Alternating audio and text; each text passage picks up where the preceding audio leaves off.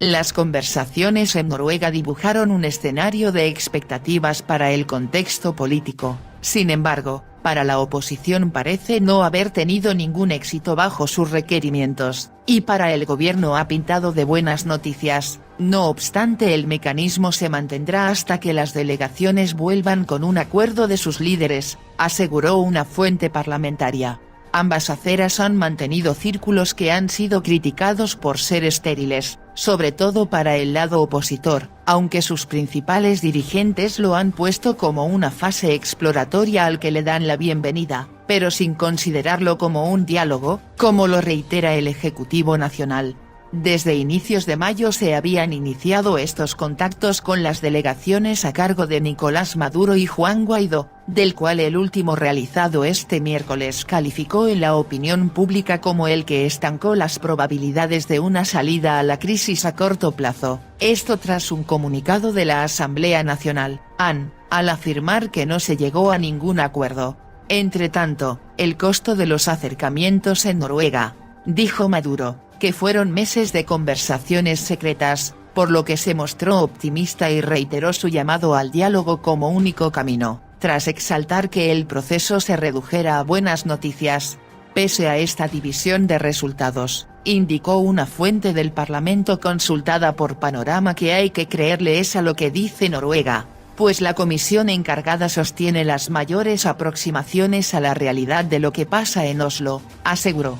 Ha señalado que las declaraciones que han emitido ambos líderes son para complacer a lo que le interesa a su público, por una parte porque a Maduro lo presionan mucho los militares y por eso el tema del diálogo lo resalta para ganar espacio, y a Guaidó con la comunidad internacional, Estados Unidos, Colombia y Brasil, para no negociar, dice no hay acuerdo sin el cese de la usurpación. Es así que a esta fase el parlamentario, lo ve como un intermedio de todo lo que está pasando y que seguirá avanzando porque hay un concepto pendular donde se estableció una agenda, y lo lógico, recalcó, es que sus delegaciones como no tuvieron la capacidad de acordar algo regresen a buscar órdenes por lo que no hay conversaciones cerradas, estableció. El Ministerio de Exteriores de Noruega había confirmado que no se logró nada, al decir que las partes han demostrado su voluntad de avanzar en la búsqueda de una solución acordada y constitucional para el país que incluya asuntos políticos, económicos y electorales, según dijo la ministra Ine Eriksen Søreide,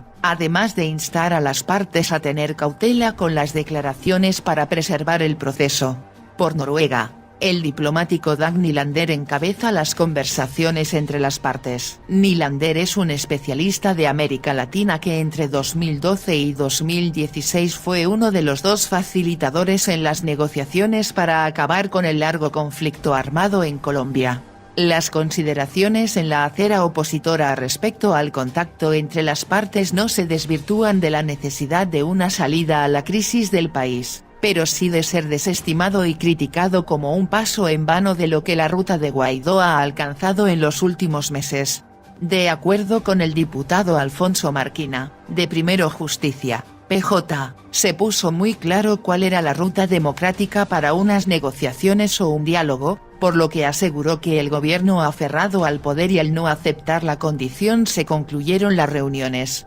Marquina añadió que un mecanismo no excluye a los otros sino por el contrario los complementa, ya que si solo se ejerce la presión internacional, no se logra nada si no hay un mecanismo de negociación que permita construir una salida, pero también si no se negocia y se abandona la calle y la presión, la negociación va a ser un burladero del usurpador para ganar tiempo, apuntó. Finalmente expresó a este medio que lo que se estableció en el país nórdico fue el cese de la usurpación, gobierno de transición, para dar garantías constitucionales en Venezuela, y devolverle al pueblo el derecho a elegir con elecciones libres. Ese fue el planteamiento que llevamos a Oslo. Para el diputado Luis Florido, quien se encuentra en Colombia, apuntó sin embargo que el mecanismo contrario a lo que los demás dicen es un proceso que puede ser importante como no puede serlo, por lo que instó a tener expectativas moderadas sobre el mecanismo.